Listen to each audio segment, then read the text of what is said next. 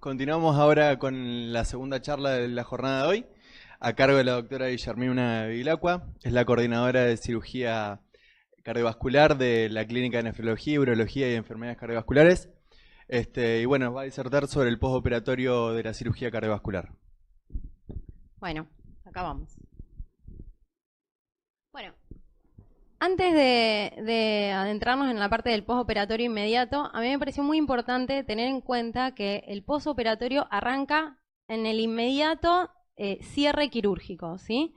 Digo esto porque Leo lo nombró muy por el pasar, digamos, ahí dónde entraba el recuperador, dónde entraba la enfermera de recuperación. Y en realidad tenemos que involucrarnos antes, todos los que hacemos recuperación. Tenemos que entrar al quirófano, tenemos que ver las salidas de bomba, tenemos que saber qué pasó en esa salida de bomba, qué pasó con la perfusión, cómo estuvo la anestesia, cómo estuvo la inducción, cómo estuvo la salida. Eso es algo muy importante y que les diría que es frecuente que no se hace. Entonces me parece, teniendo esta posibilidad de juntarnos todos los que estamos empezando a vincularnos con cirugía, tómenlo como un hábito y practíquenlo. En ese ámbito, ¿sí? Uno tiene la posibilidad de charlar específicamente con el anestesista y con el anestesista, que son, digamos, dos personas claves en cómo transcurrió la cirugía, ¿sí? Entonces, de ahí nos tenemos que llevar datos muy importantes que nos van a permitir entender lo que pasa después en el postoperatorio, ¿sí? Si el paciente tuvo una bomba súper baja, si lo hemodiluyeron mucho, si lo transfundieron, si lo hemofiltraron, si le tuvieron que hacer choques en la salida de anestesia. Todos esos datos son fundamentales y si no entramos a quirófano los perdemos habitualmente. Si no los preguntamos también. Y el traslado, Leo habló bastante sobre el checklist, ¿sí? Y así como sirve para el preoperatorio, sirve muchísimo estar normatizado y protocolizado para la recepción del paciente, ¿sí? Entonces, es fundamental que en nuestra cabeza, por lo menos si no lo tenemos escrito, esté claro las cosas que sí o sí tenemos que hacer y tenemos que tratar de practicar. Yo puse, digamos, las cosas que no nos pueden faltar en el traslado específicamente, ¿sí? La monitorización con electrocardiograma, la TAM, la saturación, tener asegurado la temperatura corporal de ese paciente, no llevarlo desabrigado, la diuresis total que mantuvo, la bomba, los drenajes, ¿sí?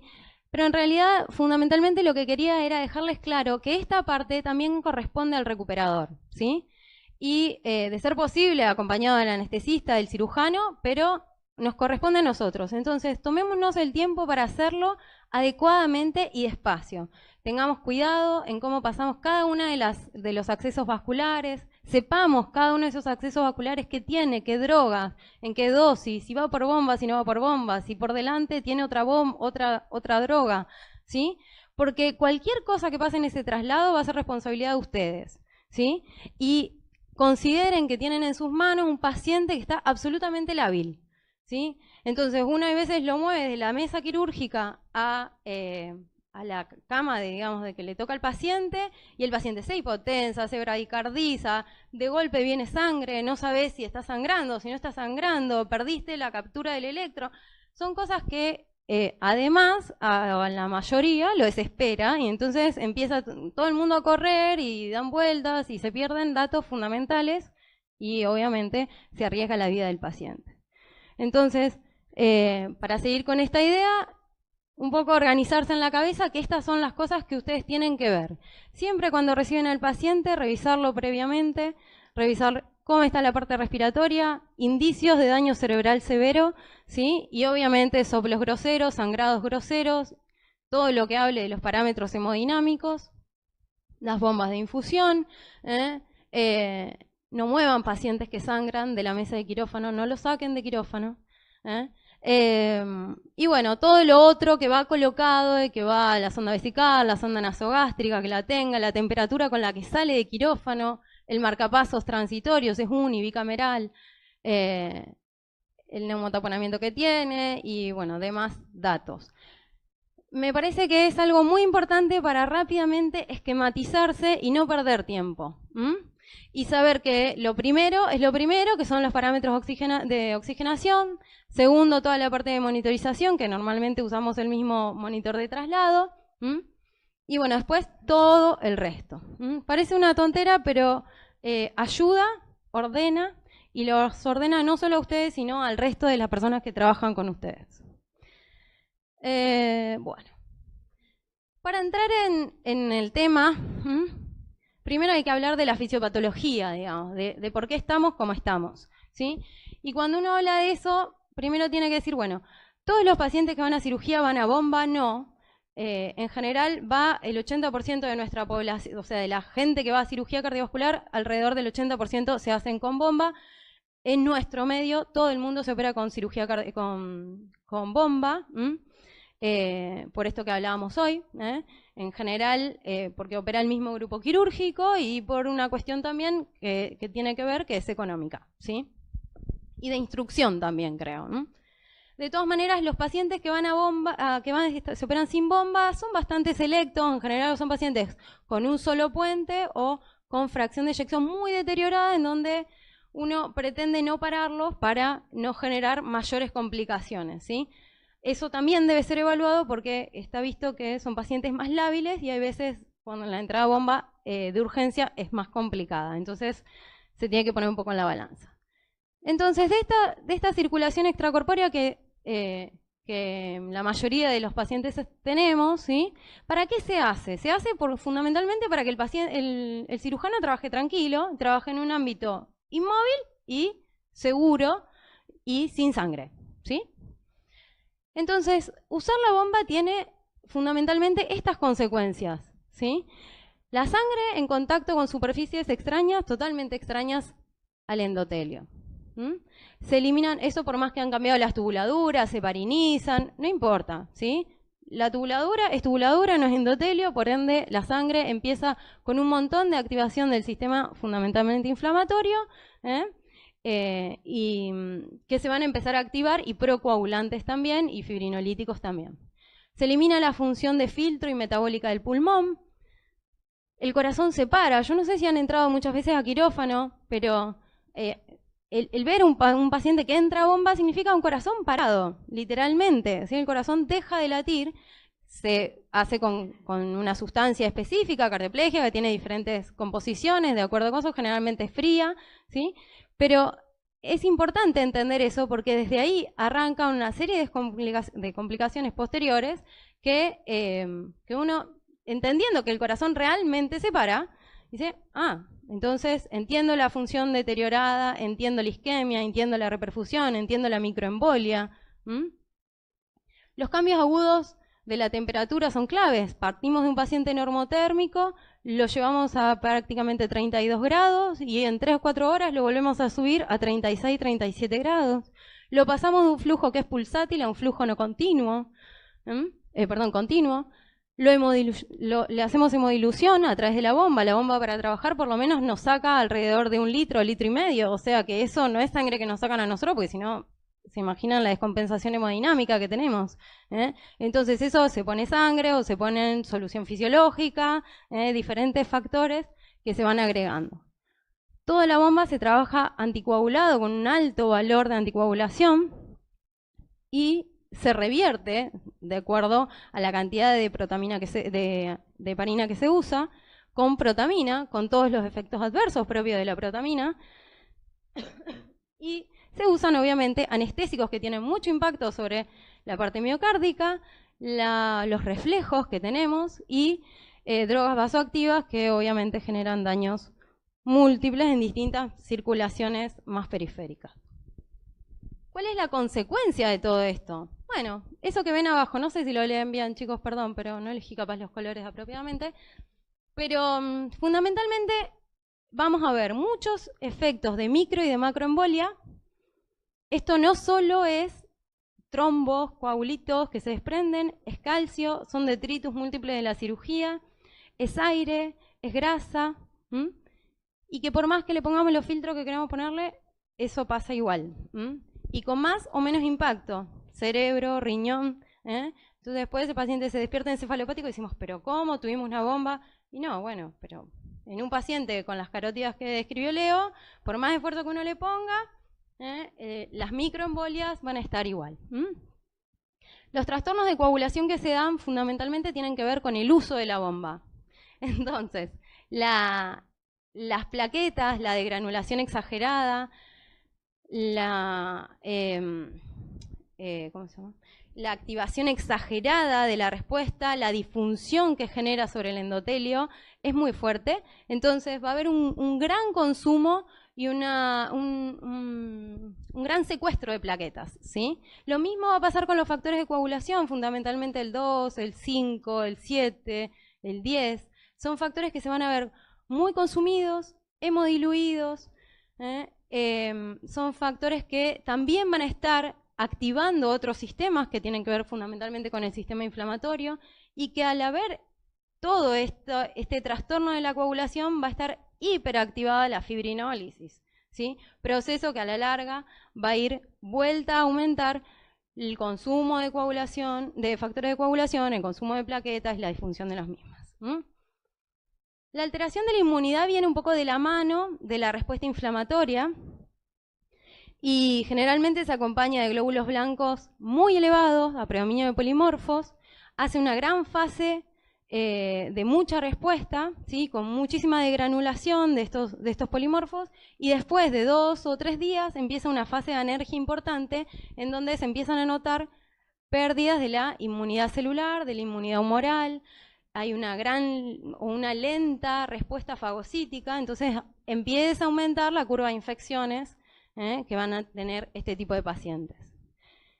Los sistemas de respuesta inflamatoria están ligados prácticamente de manera exclusiva al uso de la bomba, ¿sí? Mientras más larga sea mi bomba, mientras más hipotérmico estuve, mientras más me transfundieron, y obviamente van a condicionar, más inflamación voy a tener, pero después de eso viene más caída de la fracción de eyección, más requerimiento de volumen, más inflamación, más daño renal. Y después una gran respuesta neuroendocrina que va de la mano de todo esto, obviamente, en donde aparece un pico de adrenalina, de noradrenalina, de glucagón, de vasopresina, de somatostrofina, de insulina. Y eso nos va a permitir entender las primeras 24, 48 horas de estos pacientes y la caída que va teniendo todo esto que es lento, ¿sí? Que son los 5 o 6 días después y el resto del postoperatorio, ¿sí? A mí me pidieron que hable de fases, pero la verdad es que las fases no me estoy muy convencida porque la verdad es que no hay una gran evidencia al respecto de que se tengan que dividir así, pero bueno, así están las fases en el libro de Konarek. Pero de todas maneras, es práctico si uno quiere, porque pasa esto, uno ve al paciente así, 24 48 horas, una fase adrenérgica total. El paciente está taquicárdico, tiene piloerección, tiene muchísima palidez cutánea, generalmente hipertenso, está con tendencia a la oliguria, y blancos altos, glucemias altas. Posteriormente a eso empiezas a ver que baja todo este sistema adrenérgico y el paciente pasa para el otro lado. Se hipotensa, empieza a bajar la frecuencia cardíaca, aparece una mejoría de la función renal, pese a que normalmente la diuresis está forzada por diuréticos. Aparece una gran debilidad generalizada y edemas propio de todo una expresión de una inflamación y aumento de la permeabilidad vascular y capilar, ¿sí? Que se expresa, bueno, a través de los edemas justamente. Estas fases son en realidad las que vemos en la internación, ¿sí? Después ya no los vemos más, al paciente los vemos ya en ambulatorio, en el seguimiento que tenemos que hacer, ¿sí? Pero durante la internación, que por ahí es lo que van a ver la mayoría de ustedes, son estas dos fases, ¿sí? Y el paciente se va así a la casa. Se va con edema, con derrame pleural, se va con un poquito de edema en las piernas, se va débil, no quiere comer, está un poco depre. Pero de a poquito uno en una semana a la otra va viendo los cambios y la evolución y va pasando esto. Se va recuperando la fuerza muscular, el paciente se mueve más, logra mejorar su capacidad respiratoria. Está acompañado de todos estos trastornos de adinamia, trastornos de la depresión, del apetito. Y después una última fase anabólica donde se va recuperando el peso y prácticamente la inserción plena a las actividades prequirúrgicas. Bien. A mí me gusta decir, faltaba una diapositiva, pero no importa, que hay una primera fase, que es la fase como de estabilización del paciente, que ni bien sale de quirófano hasta más o menos 2 o 3 horas, en donde hay una conjunción muy grande de problemas, que es la hipotermia, la inflamación grave, la isquemia y la reperfusión miocárdica, y todo lo que queda de anestésicos dando vuelta. Entonces, en esos pacientes, uno tiene que ser muy bicho, porque ahí se manifiesta el bajo gasto, ahí arrancan los sangrados, ahí arranca la isquemia, el infarto, el shock. Entonces, eso es lo que uno tiene que perseguir.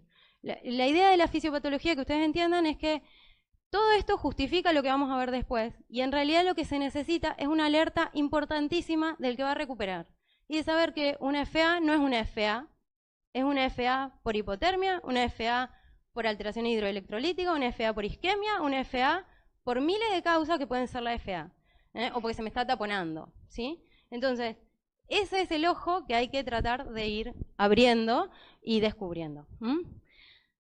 Del monitoreo hemodinámico, yo creo que la parte del postoperatorio tiene, esto la ventaja lo hablaba con el Leo, no está tan normatizado porque no tenemos una evidencia así fuerte, ¿sí?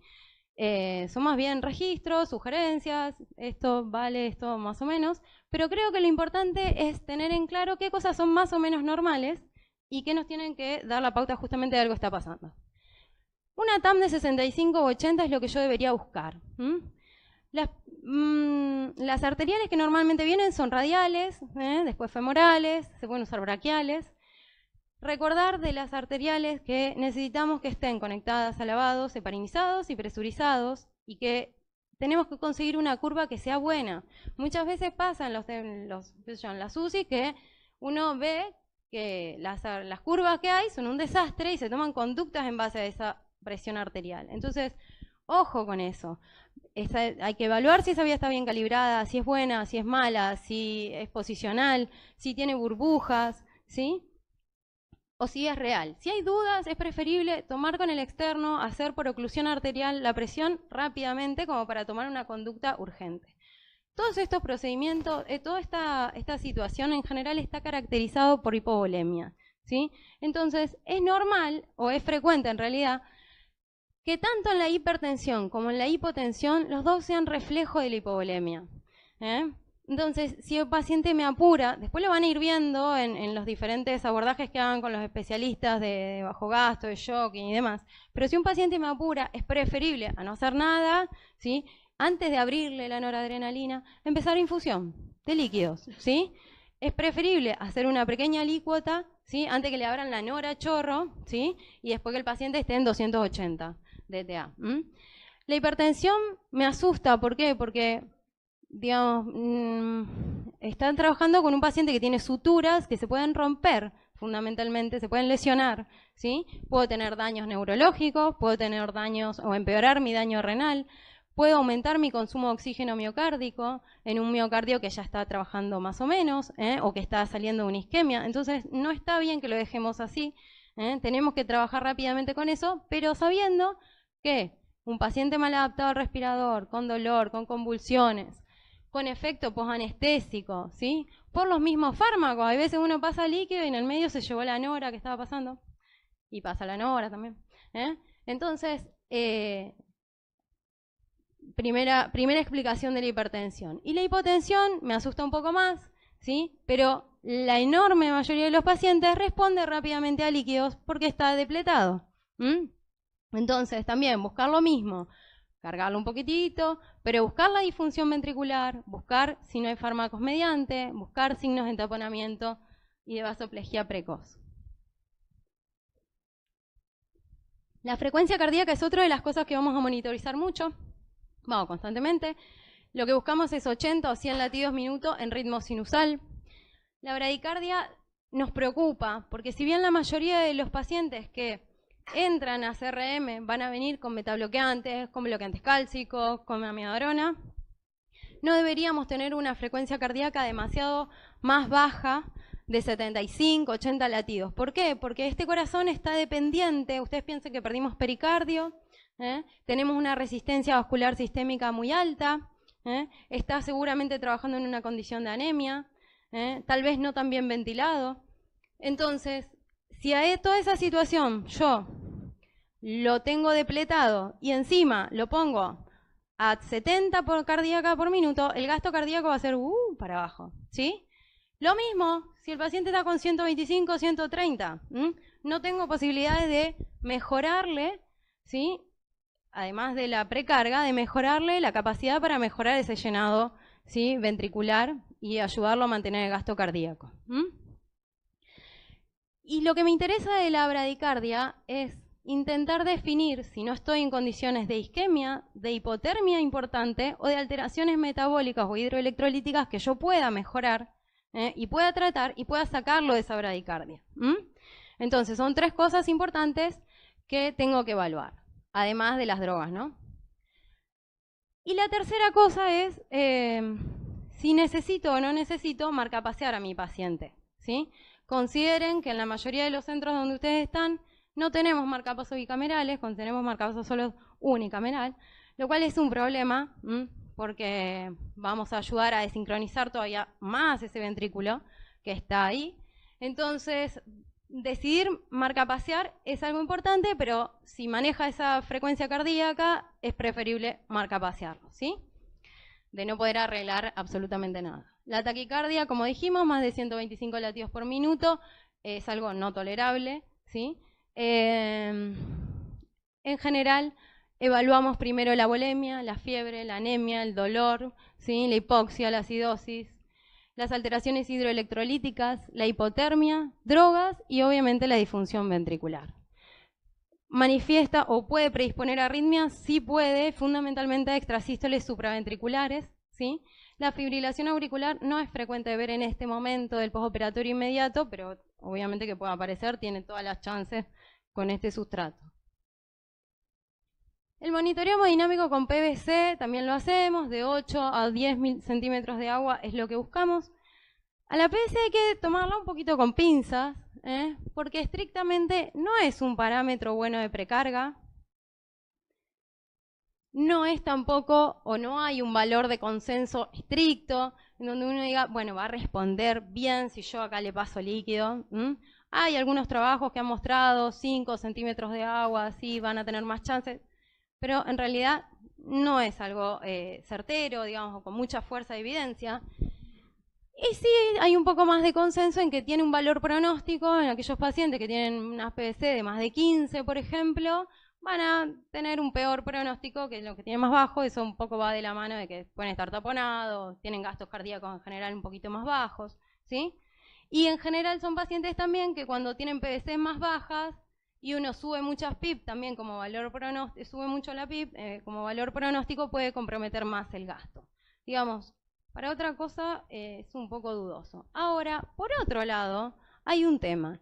Un paciente estructuralmente sano, que ingresa para una cirugía programada, que tiene un postoperatorio, o sea, una salida sin mayores dificultades, está visto que tiene una correlatividad fuerte con la presión Wedge en ese paciente. Entonces, en ese paciente yo puedo decir que de alguna manera puede uno hacer una, obviamente no valvular, ¿no? Puede hacer una traslación a la presión de la aurícula izquierda, presión de fin de diástole del ventrículo izquierdo, ¿sí? Por ende puedo estar pensando y valorando situaciones de precarga tanto izquierdas como derechas. Eso también es tomado con pinzas, ¿sí? O sea, no hay un consenso total. Sí podemos decir que en general la PVC en estos pacientes está baja y por ende, y en el contexto de hipovolemia más que nada, por ende solemos hacer expansiones sobre esa PVC. Y sí, como dato dinámico muchas veces nos sirve más que como dato estático, es decir, más que el valor en sí mismo nos sirve ver cómo evoluciona esa PVC en el tiempo. De todas maneras, las causas generalmente de PVC bajas son esas, ¿sí? Hay reales y hay relativas, y las causas de PVC altas son esas que ven ahí. Si ustedes quieren hacerme alguna pregunta, yo no tengo problema, chicos, me preguntan. Dale. Bueno, de las expansiones. El tema de los... Generalmente y por una cuestión, idealmente habría que hacer coloides si uno quiere aportar poco volumen, ¿sí? Más eficiente, es un poco más inflamatorio, ¿sí? Pero está descripta la albúmina, por ejemplo, en algún momento lo podemos usar, ¿sí? Sin problema. Ahora, no lo hacemos. Normalmente usamos cristaloides y usamos hemoderivados. En pacientes que necesitan hemoderivados. Y después usamos el SPAM o usamos el Volven. También se pueden pasar hasta 1000 sin mayores inconvenientes. Todo va a ir de la mano, ¿sí? De acuerdo. También va a depender de tu situación hemodinámica y tu situación metabólica, diríamos metabólica. Pero también si estás expuesto a una situación de sangrado o no, como para ver con qué arrancas a infundir, ¿sí? Yo creo que lo más importante antes de definir qué hacer es saber cuál es tu situación hemodinámica y cuál es tu situación de sangrado real, ¿sí? Porque si te necesitas expandir antes de sobreexpandir con cristaloides, por ejemplo, es preferible que hagas hemoderivados, ¿sí? De lo que realmente necesitas, ¿sí? Es decir, no que pase plasma porque se te ocurre, no. Si el paciente está anémico y tiene una hemoglobina para transfundirla, no pierdas tiempo, digamos. Pasá hemoderivados y pasá rojos, ¿sí? ¿Se entiende? Si el paciente está sangrando y tiene un TP movido, tuvo una bomba muy larga y tiene plaquetas que vos ya sabés, bueno, empezá con plasma. Generalmente se hace una infusión de plasma, que puede ser 1 o 2 plaquetas, dos unidades, y después te manejás de acuerdo a cómo siga. Hay mucho en ese ámbito y va a variar esencialmente de... Yo no me metí en líquidos, pero va a variar de acuerdo al medio interno más que nada, la decisión que tomes. Y las albúminas se usan, lo que pasa es que depende de la concentración de albúmina que tengas. Nosotros en la clínica tenemos al 2% y no es la recomendable habitualmente. No sé si respondí. Y de los que tenemos de coloides, bueno, el Volven en realidad es lo único que tenemos a disposición real, rápido, como con gran poder efectivo. Lo que sí hay que tener en cuenta es que el efecto va a ser rápido, ¿sí? Y que te va a permitir unas 6, 8, 10 horas para mantenerte, ¿sí? En realidad, lo que pasa es que uno en general se apura también. No tiene el 500, 600 y va a esperar. En general, pasamos, partiendo de la situación de que el paciente está hipovolémico, nos olvidamos de que ese volumen también va a pasar generalmente todo, o no todo, pero un gran porcentaje de ese líquido que vos le pongas, va a pasar a los tejidos, por esta gran situación inflamatoria. Entonces, también tenés que valorar tu capacidad respiratoria, si estás con un paciente POC, si estás con un paciente renal. ¿Sí? ¿Alguien tiene otra pregunta? No. Bueno, con respecto al tema Swan-Ganz. El Swan-Ganz que nosotros tenemos a disposición es un Swan-Ganz bastante cuestionado por los datos que aporta, por la fiabilidad de los datos que da. Aún así es uno de los más, digamos, largamente utilizados, ¿sí? Pese a que se ponen en duda en pacientes fundamentalmente POC severos, con hipertensión pulmonar severa, con insuficiencia tricuspidia severa y con fracciones de eyección deprimidas severas. Se ponen en duda los datos que aportan. Entonces, pese a eso nos sirve significativamente, yo creo, para evaluar parámetros hemodinámicos y oximétricos que nos van a mostrar cómo está trabajando nuestro tisular, digamos, cómo está perfundiendo y cómo se está oxigenando. El Swan-Ganz que tenemos, les decía, es bastante básico. No se colocan otros, esencialmente por una cuestión, yo creo que de costos, pero existen. otras formas más complejas que tienen que ver con el aporte en el volumen de fin de diástole del ventrículo derecho, el gasto cardíaco continuo, que en realidad no es continuo, sino que es frecuente en la medición, y bueno, todos los parámetros oximétricos que ahora los voy a plantear. La colocación del electrocatéter. Y después otro tipo de monitorización de gasto cardíaco ya continuo, que tienen que ver con el billeleo, con un flow track, con parámetros catéteres de LITCO, PITCO, que son todas formas cada vez menos invasivas y de monitorización más continua, ¿sí? Y fidedigna, tratando de evaluar bien la carga, ¿sí?, que va a manejar nuestro paciente, y en base a eso el trabajo cardíaco. En disposición, yo creo que el único lugar que hoy puede tener y acceder a ese tipo de catéteres, que tampoco es cualquiera, está PICO y está billeleo con flow track, es la terapia del Cushing, y después que yo sepa otras terapias u otras, no sé. Pero ponen, ¿ustedes con qué monitorizan? Bien. Fuera de en general esas situaciones no hay tampoco mucha experiencia. Entonces, los parámetros hemodinámicos no solo están regidos por catéteres, sino que también, por ejemplo, el ecocardio transesofágico es un excelente método que podríamos utilizar, no solo en el intraquirófano, en el prequirúrgico o en el intraquirófano, como dijo Leo, sino también como para monitorización continua de los pacientes, ¿sí?, con sondas específicas que vienen muy finitas, que se dejan de manera permanente en los pacientes críticos y que se podrían poner sin problemas. Después hay mediciones específicas de eco que en realidad tendríamos a disposición, que las podemos usar fundamentalmente con el ET, pero que bueno, como no tenemos el ET a disposición en la mayoría de los casos, para el inmediato posoperatorio es un poco complejo. Sí, los parámetros que tengo que tener en cuenta son presiones pulmonares, volumen, bueno, que generalmente van a estar bajas, el volumen minuto, que suele estar bajo, decíamos recién, es un ventrículo derecho que el inotropismo lo tiene muy comprometido, las resistencias aumentadas, tanto las sistémicas como las pulmonares, y la frecuencia cardíaca, las presiones van a estar bajas. Entonces el volumen minuto solemos tenerlo comprometido. Esto rápidamente se va a ir acomodando a medida que pasan las horas del posoperatorio. Las resistencias suelen estar aumentadas, como les decía, por esa serie de factores.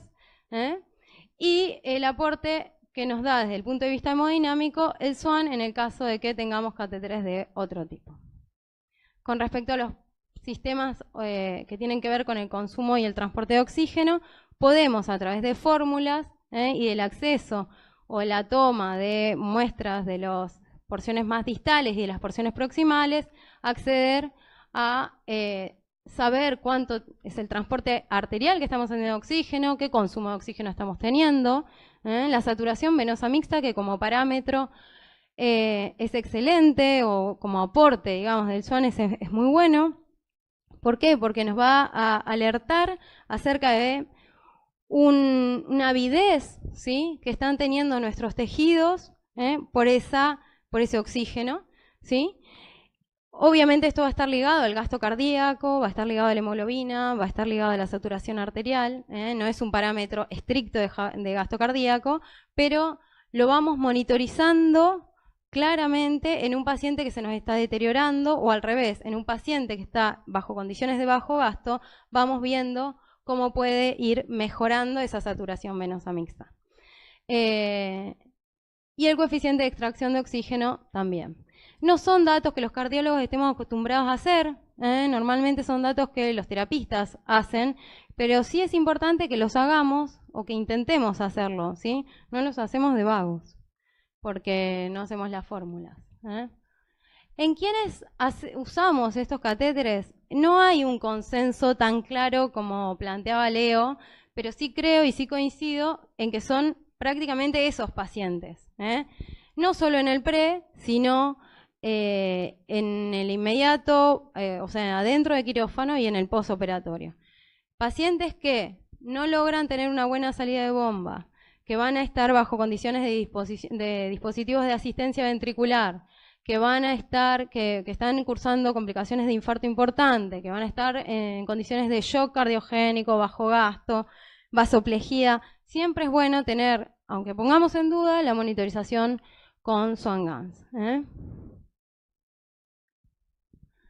Por último, en relación al monitoreo, la función ventricular estrictamente, ¿sí? Y acá el ecocardio nos puede ayudar mucho y debería ayudarnos mucho. El mayor daño está dado alrededor de las 2 horas de postbomba. Entonces, ¿por qué? Bueno, por todo lo que hemos hablado, la parada cardíaca, la isquemia, que sufren las fibras miocárdicas cuando el ventrículo está mal protegido, la reperfusión, la hipotermia, la inflamación, las resistencias aumentadas las resistencias sistémicas aumentadas, todo eso va a generar un atontamiento miocárdico significativo que ronda alrededor del 10% con relación al basal de caída. Entonces, la evolución a una mala recuperación de esta función va a estar ligada estrictamente a si el paciente entró en una condición de isquemia al quirófano, si tuvo complicaciones de infarto en el postoperatorio, la FEI basal que tenga y la bomba en cuanto al tiempo de circulación total. Son los 4 factores que más pesan a la hora de condicionar la evolución de esta función ventricular. Pero siempre volviendo a lo mismo, hay que pensar si apropiadamente este ventrículo está, garantizado su llenado, cristaloides, coloides, hemoderivados. En primera instancia, los inotrópicos, los anestesistas suelen utilizarlo de salida en la bomba. Es raro que salgan sin inotrópicos. No está mal, pensándolo estrictamente del soporte, pero todos los inotrópicos que tenemos a disposición, milrinona y dobutamina fundamentalmente, todos consumen oxígeno. Entonces, en aquellos pacientes por ahí que uno no los necesita, puede tomarse el tiempo para evaluar, digamos, si realmente los va a necesitar, porque no son gratis para el miocardio. Se debe asegurar la frecuencia cardíaca con marcapasos o fármacos, definir rápidamente si el paciente requiere o no requiere asistencia ventricular o balón, y por último, y que no es menor, garantizarle un adecuado aporte de oxígeno a ese miocardio con un hematocrito de más de 24 por lo menos, ¿sí? No debemos demorarnos tampoco en tomar decisiones con respecto a asistir al ventrículo, ¿sí? No solo en la asistencia externa, digamos, con balón o con ECMO o con lo que tengamos a disposición, sino, con drogas. Por ende, debemos tomar decisiones rápidas del SWAN y, de ser posible, a través de un ecocardio, por lo menos transtorácico y, si se puede, ecocardio transesofágico. De la lesión renal, es muy importante tener en cuenta lo siguiente. Cirugía programada de bajo riesgo, las chances de daño renal real, o sea, daño expresado en aumento de creatinina, son bajas. Pero tasas de insuficiencia renal aguda están informadas en hasta el 40% de las cirugías que hacemos.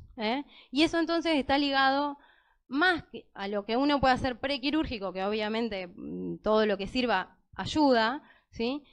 El intraquirúrgico es lo que más va a determinar el daño del riñón. Entonces, hipoperfusión tisular, hipotermia, inflamación con aumento de las hormonas vasoconstrictoras, ¿sí? La aldosterona, la renina gestantina, está todo ahí sumamente elevado. Entonces, las dos arteriales están hipercontraídas.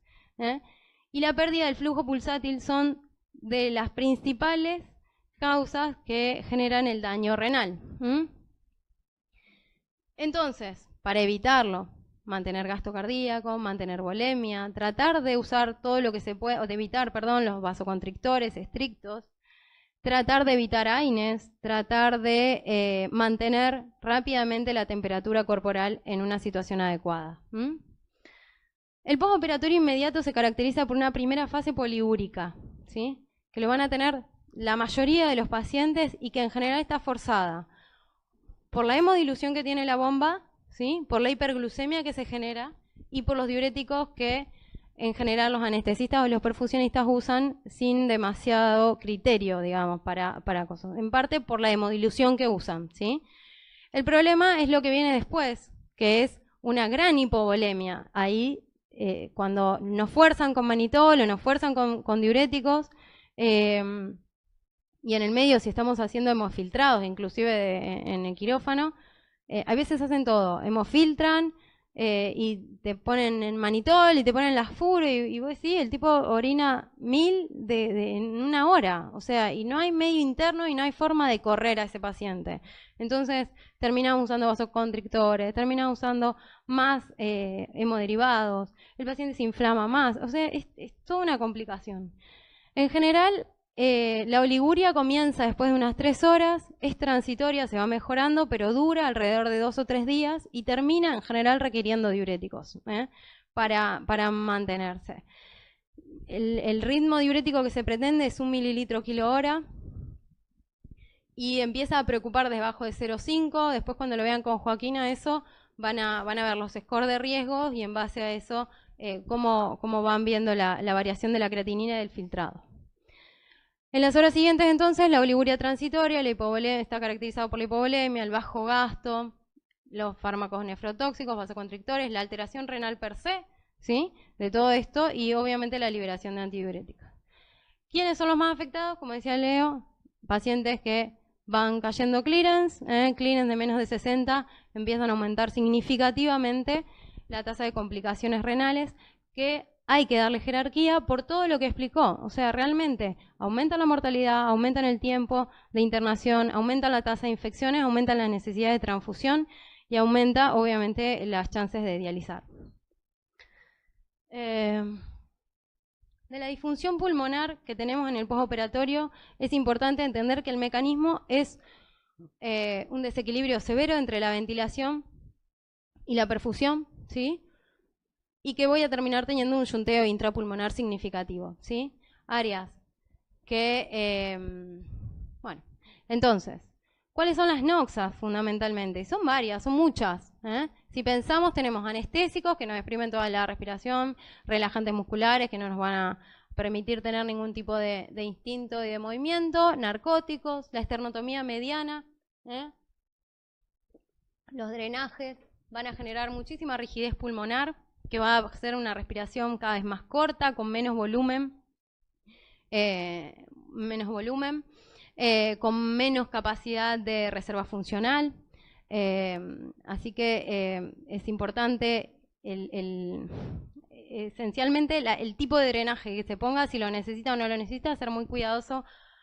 Si el paciente no va a disecar mamaria, o cuando disecamos las mamarias, hay cirujanos que no rompen la pleura, en general se rompe, pero si en cirugías valvulares, que no necesitan romperla o que no necesitan tocarla en la pleura izquierda, que no la toquen realmente, y que, claro, porque terminan comprometiendo mucho la función pulmonar.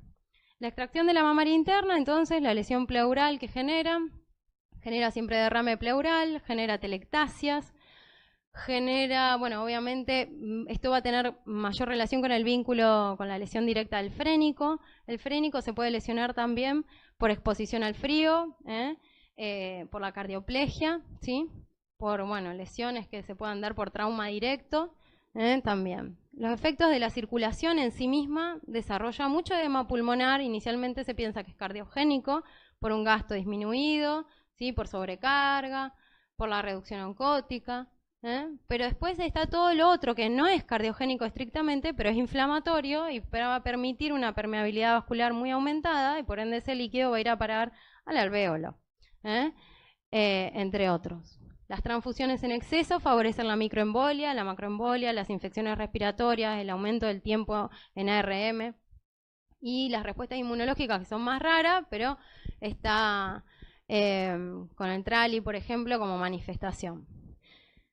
Y las enfermedades preexistentes, obviamente, y la disfunción diafragmática que puedan aparecer. Todo esto son las causas de por qué mi pulmón está húmedo, por qué mi pulmón mantiene una PAFI baja, por qué mi pulmón no se abre, no está distensible, ¿sí?, y está con líquido, como decíamos. La evolución lentamente se va trabajando y la mayoría de los pacientes se logran extubar dentro de las 6 a 8 horas del postoperatorio inmediato. Y eso es muy bueno, cambia mortalidad, cambia tiempo de internación y cambia pronóstico de ese paciente. Ahora, ¿cómo lo vamos a ventilar al paciente? Es en realidad algo indistinto.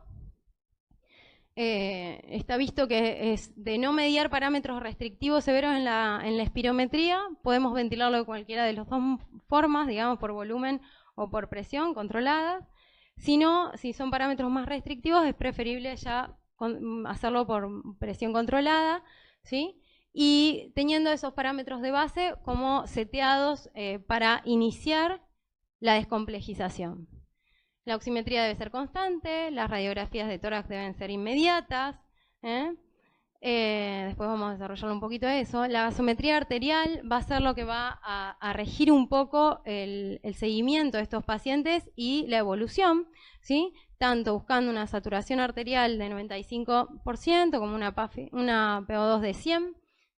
Se debe mantener una CO2 de 30 y un pH normal. La CO-analgesia en esta instancia es fundamental. Las primeras horas de estos pacientes, el paciente debe estar adaptado, debe estar bien oxigenado, le debemos dar tiempo al pulmón para que empiece su proceso de expansión. No nos olvidemos que durante la bomba estuvo totalmente colapsado ese pulmón, entonces necesitamos darle tiempo para que de alguna manera todo ese surfactante y los volúmenes en sí mismos empiecen a mejorarse. Cuando desvinculamos al paciente en el postoperatorio inmediato, fundamentalmente un control muy minucioso del estado mental y del estímulo respiratorio central. El control del estado hemodinámico debe ser bueno, digamos, no puedo extubar un paciente que está chocado, ¿sí? O que tiene signos de bajo gasto, o que me muestra que está taponado, o que sangra, ¿sí? Es fundamental que esté bien, con una buena cobertura de analgesia, ¿sí? Y tratar de cumplir esos parámetros respiratorios. Respecto al sangrado del postoperatorio, bueno, Leo más o menos habló de lo que es el pre y el intraoperatorio, pero es muy importante esto del post. La ausencia de protocolos está visto que aumentan las chances de que el sangrado sea politransfundido y que el paciente sea politransfundido y que después tenga complicaciones de más sangrados. La hipotermia sostenida en la bomba es uno de los grandes factores que va a condicionar el sangrado, la disfunción plaquetaria de la bomba obviamente que también, la disfunción de los factores de coagulación, el exceso de heparina, la mala reversión de la heparina, el exceso de protamina también van a facilitar los sangrados, la fibrinólisis exagerada maltratada y la hipocalcemia también. Entonces son todos parámetros que tenemos que estar pensando en un paciente que sangra más de la cuenta. ¿Cuánto sangra? Bueno, en general aceptable 100 mililitros hora, 5 mililitros por kilo en las primeras horas. Esto es un poco así como poco definido. Lo que sí es un poco más claro son los criterios de reexploración, ¿sí? Que van entre 500 y 600 mililitros en la primera hora, 400 en la segunda, 300 en la tercera. ¿Qué significa esto? Significa que yo tengo que estar súper atento, que tengo que sentar a mi paciente para que drene todo lo que tenga que drenar, tengo que ver qué características tiene el flujo del drenaje, qué características tiene la sangre que drena, ¿sí? Y tengo que tener bueno, obviamente tengo que ver mi situación hemodinámica, pero tengo que tener un control de coagulación lo más rápido que se pueda, por lo menos después de una hora de la bomba, ¿sí? Ese coagulograma confiable va a ser la guía que yo voy a usar para empezar la transfusión, ¿sí? Y se considera que un paciente que empieza a sangrar, ¿sí? Y que tiene estos riesgos, o sea, pero ya el solo hecho de que haya sido sometido a bomba hace disfuncionar plaquetas, ¿sí? Mi primera conducta, esperando ese coagulograma, debiera ser transfundir plaquetas, ¿sí? ¿Se entiende? Bien. De rutina se sugiere el uso de antifibrinolíticos, ¿sí? De ácido tranexámico o Y. Es más barato el Y, es bastante más barato. Se compararon, no dio nada significativo el tranexámico sobre el Y, por ende, la mayoría usa Y. En general se hace una primera infusión dentro de quirófano Y después se deja un mantenimiento que pueden ser 12 o 24 horas, o sea que va a depender un poco del criterio que use el recuperador, si sangra, si no sangra, como lo vea, digamos. Y sí es importante, y la sugerencia es bastante fuerte, dejar los drenajes, obviamente por debajo del paciente, ¿no? Pero en un sistema de aspiración continua, que genere una presión de menos 20 centímetros de agua más o menos. Ahí vienen sistemas cerrados, o bueno, se pueden hacer sistemas adaptados, que también se pueden hacer, y que de alguna manera mejoran los resultados en cuanto al derrame fundamentalmente pleural. Hay que sí tener cuidado que no favorezcan los sangrados, o sea, tiene que ser una aspiración muy suave, y lo que sí se recomienda es movilizar los tubos, tratar de que queden constantemente garantizando que estén permeables, pero no hipertocarlos, hipertraumatizarlos sería, ¿sí? Y están combinados algunos registros donde ven que es mejor si doblarlos, si ponerlos como un sistema de ventanitas. Bueno, no digo nada, lo único mejor es ponerlo en un sistema de aspiración continua, ¿sí?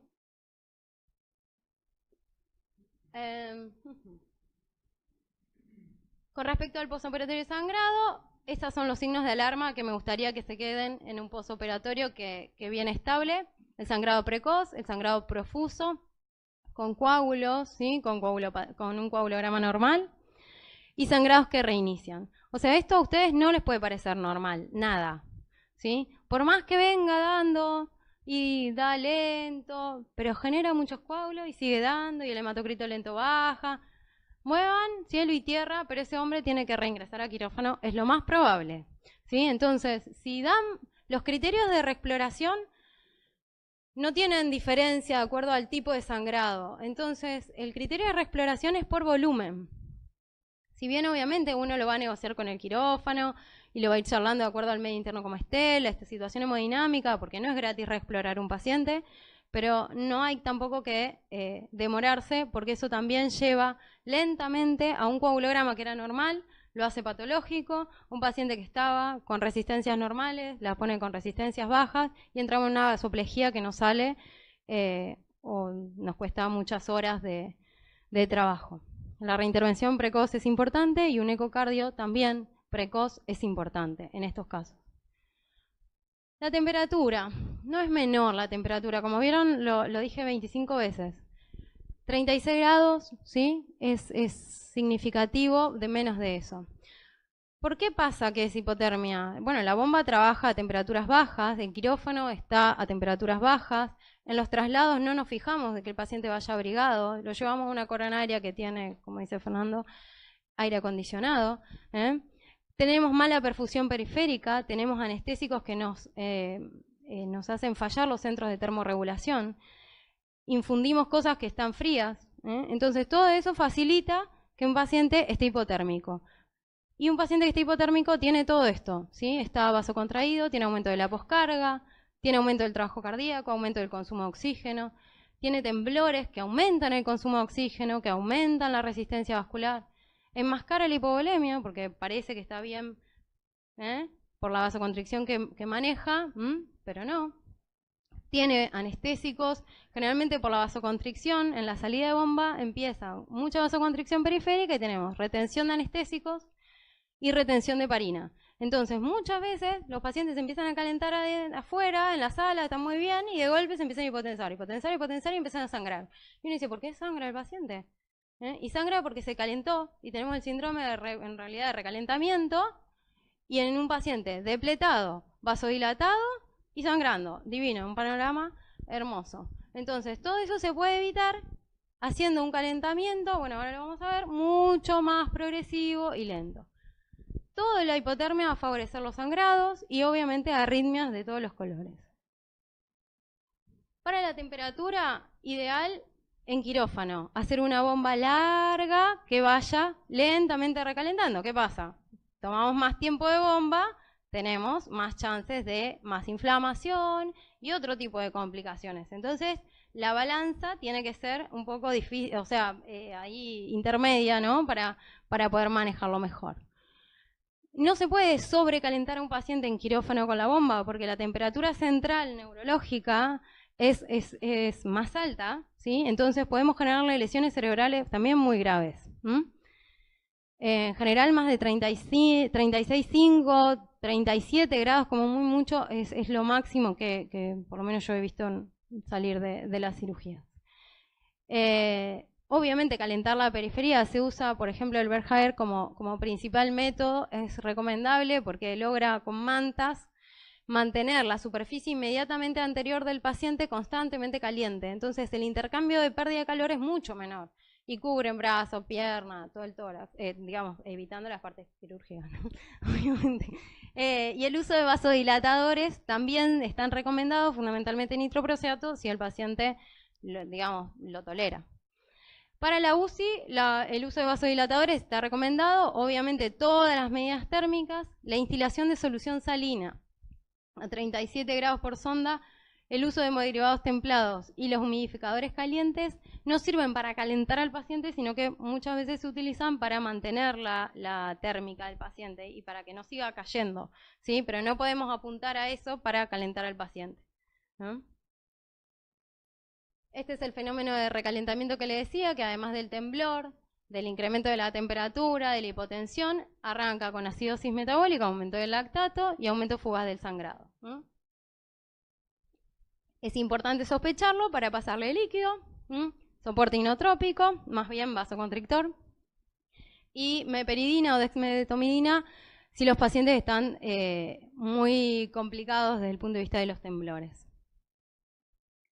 La analgesia recomendada en la mayoría de los protocolos viene con propofol endovenoso continuo, ¿sí? Hasta que hemodinámicamente el paciente esté estable, respiratoriamente no tengo nada de muy importante, le dejé unas horas, el paciente se estabilizó. Bueno, arrancamos medidas para desvincular al paciente lentamente y voy bajando propofol, ¿sí? Ese es un camino. Si el paciente en ese despertar se pone también muy ansioso y se desadapta mucho, una utilización digamos, una forma sería introducir la dexmedetomidina, que se puede hacer durante 24 horas. Es un ansiolítico muy bueno, no va a interferir sobre la mecánica respiratoria, va a ser un simpático lítico muy bueno y analgésico también muy, muy bueno. En general el propofol cuando se usa se combina. Es decir, que en la salida empiezan AINES endovenosos, se coloca algún bolo endovenoso con fentanilo, ¿sí? Rescates con morfina, o se decide una incorporación, por ejemplo, de sulfato de morfina. Nosotros no tenemos sulfato de morfina, pero se podría hacer una infusión continua.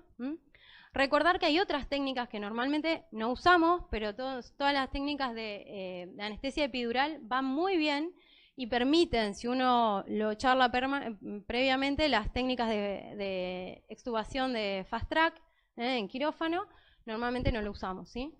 No lo usamos por una cuestión de práctica, no por otra cosa. Para el postoperatorio avanzado, en general hacemos combinaciones de opiáceos, tramadol más que nada, con vía oral, paracetamol si requiere, y si no, AINES comunes para molestias leves. A todos los pacientes les duele, es lógico que les duela, lo que se busca es que no interfiera ni en la deambulación ni en la mecánica respiratoria y que le dé un confort general como para dormir más que nada, ¿sí? Para la desvinculación fallida, en general la recomendación está hecha con propofol en las primeras horas. Y después, bueno, viene un set que lo van a ver con Néstor, pero generalmente combinan ya fentanilo, midazolam, ¿sí? O bueno, remifentanilo y midazolam. En general, fentanilo gotean solo. Esto es para ustedes, las analgesias y las dosis recomendadas. Con respecto a los laboratorios, para meternos en los estudios ya que vamos terminando. El hemograma, recordar que la anemia debe ser tratada, tratar de buscar hemoglobinas de más de 8. Siempre vamos a tener leucocitosis, no hay que poner antibióticos de otro tipo por eso, ¿no? No pasa nada, ni cultivarlo, ni que haga fiebre, no importa. Estas primeras horas eso pasa, es normal, lo mismo que la plaquetopenia. El ionograma, lo que más me interesa que quede claro es que debemos monitorizar el calcio, porque generalmente hay hipocalcemia, el potasio, porque generalmente hay hipocalemia, y el magnesio, porque generalmente hay hipomagnesemia por la bomba.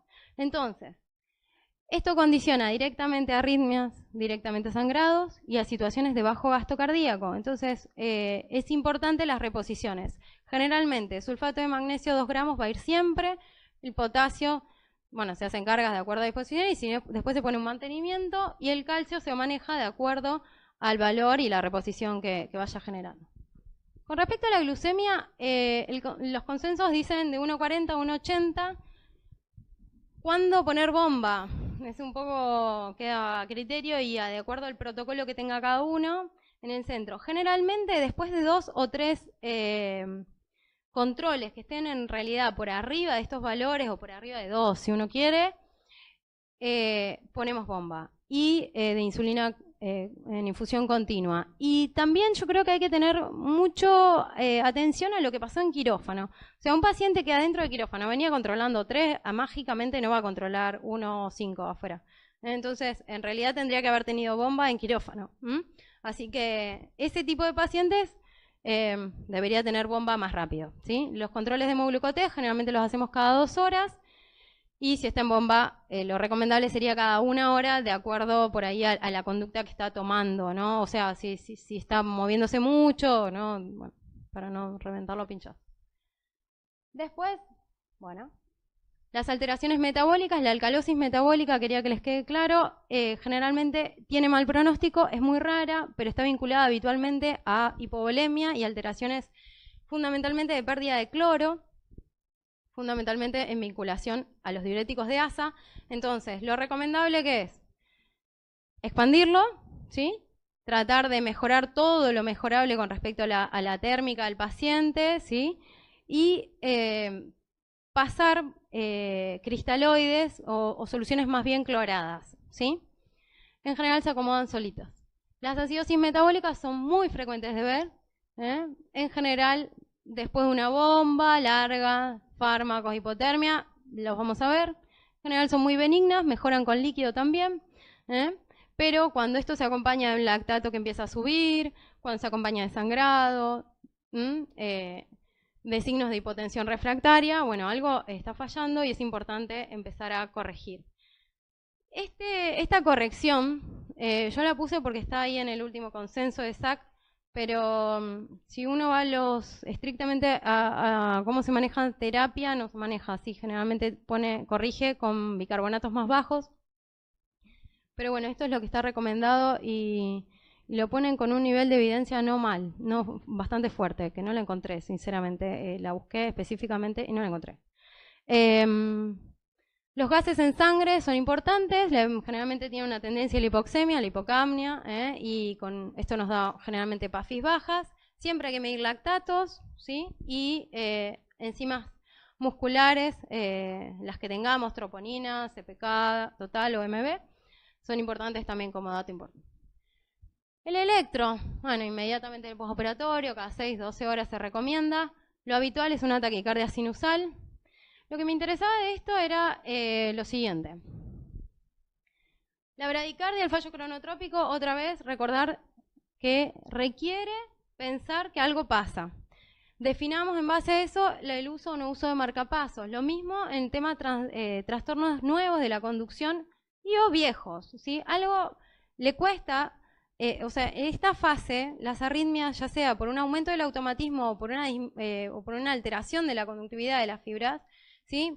Por todo, por isquemia, por hipotermia, por alteraciones metabólicas, están súper vulnerables. Entonces, es mejor tener las cosas todas armadas y conectadas antes de tener un problema, ¿sí? Entonces, si tenemos trastorno de la conducción, la rama derecha es lo más frecuente que aparece, no, en general es la más benigna y en general resuelve solita, ¿sí? Pero yo creo que merece el mismo nivel de alerta que una rama izquierda nueva o que un bloqueo AB completo, digamos, obviamente tiene diferente pronóstico, pero creo que hay que darle jerarquía, ¿sí?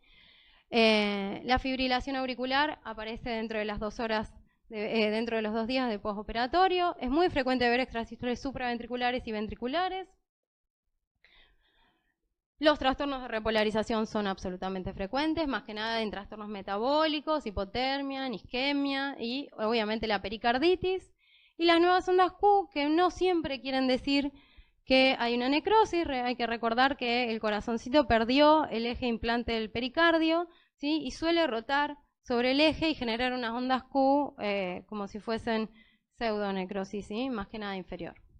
La radiografía de tórax suele ser de mala calidad, pero es fundamental que aparezca en el postoperatorio inmediato. ¿Por qué? El ancho del mediastino va a ser algo fundamental a evaluar. La relación del borde del mediastino con la ubicación de los catéteres también, o sea, ya tanto el catéter de la arteria pulmonar como el venoso central, ¿sí? Porque nos van a hacer pensar fundamentalmente que ese paciente está quedándose con líquido ahí, que es sangre en primera instancia, o sea que es un signo indirecto de taponamiento. Neumotórax descartamos, derrames pleurales masivos, atelectasias que requieran alguna técnica específica de ventilación y o broncofibro de urgencia, ¿sí? Si las atelectasias son importantes, colocación de tubo de tórax de drenaje, dónde están, ¿sí? Si están muy altos, en relación a qué, si tengo riesgos de sangrado por ubicaciones anormales de esos drenajes, las complicaciones de accesos venosos centrales, la posición del balón, los signos de hipertensión venocapilar, obviamente, distrés, y la ubicación del tubo endotraqueal, que es frecuente también de olvidarnos de ver. El ecocardio, si uno piensa, ¿a quién debo hacérselo en el postoperatorio inmediato?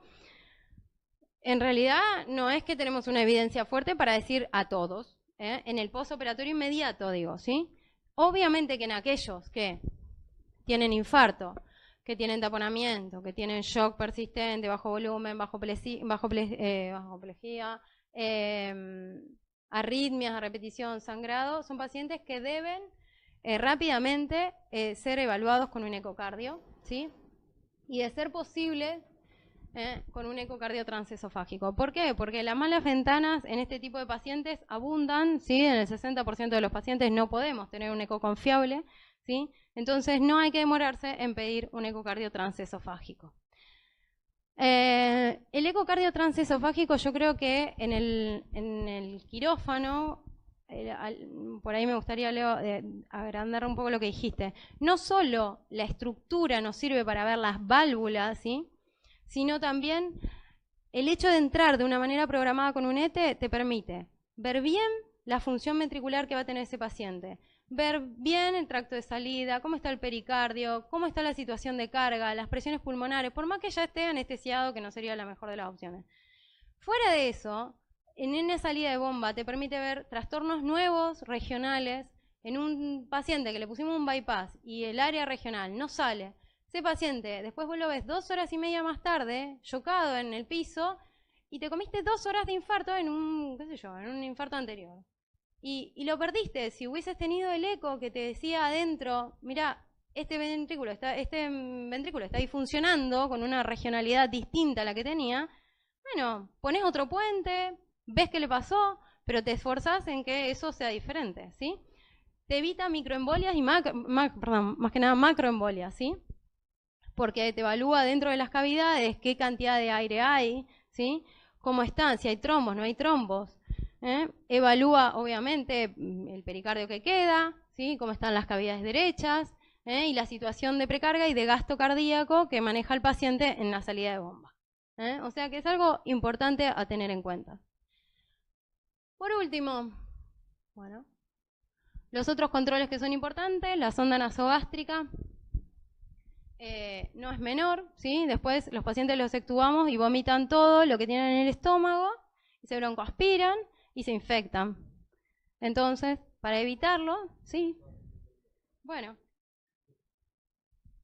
para evitarlo, la sonda nasogástrica se pone siempre que el paciente esté intubado y se saca después de extubado, una vez que veamos que tiene buena protección respiratoria y que tiene buena, digamos que no va a vomitar, digamos que no tiene náuseas, ¿sí? Que tolera bien la pequeña líquido que uno le va poniendo. El paciente siempre a 45 grados, 30 a 45 grados. La deambulación precoz es clave en la mejoría del paciente. No importa que lo hayamos operado, en general nosotros estamos parando a los pacientes, ¿cuánto? A las 24 horas. Debería tener una deambulación precoz, la kinesio inmediatamente rápida también, por lo menos respiratoria, y la movilidad de los miembros. Y obviamente la alimentación también precoz, porque son pacientes que de tener ruidos hidroaéreos no tendrían ningún problema para tolerar la digestión, y aporta nutricionalmente mucho en pacientes donde no parece, pero han perdido muchísimo durante el acto quirúrgico y el postoperatorio inmediato. La descomplejización tiene que ser rápida, generalmente dentro de las 24 horas posteriores se debe tratar. Esto un poco del esquema que nosotros seguimos en la clínica. Se debe tratar de seguir, de sacar lo más rápido que se pueda. Y en general, en la mayoría de los pacientes, en 12 o 24 horas están prácticamente todos descomplejizados, caminando, comiendo. Y después ya ahí, al alta, queda definir la titulación de medicación. Con respecto a los betabloqueantes, es muy importante porque es verdad, protegen de arritmias, pero hay que tener mucho cuidado, son pacientes lábiles todavía. Entonces no arranquen con las dosis que tenían, no arranquen a veces con 2 dosis, sean muy cautelosos con eso, porque suelen tener hipotensiones muy rápido porque les falla muchísimo los reflejos de vasoconstricción. Entonces vayan mejor lento, titulando, para tener, digamos, para no interferir en la recuperación, porque el paciente que se viene sintiendo bien se hipotensa de golpe, se va para abajo y se siente afectado, digamos. Entonces es preferible, bueno, también es preferible que no tenga FA, ¿no? Pero, sí, pero es importante tenerlo en cuenta. Y bueno, nada, el resto es lo mismo. Creo que son los 2 ideas más claves.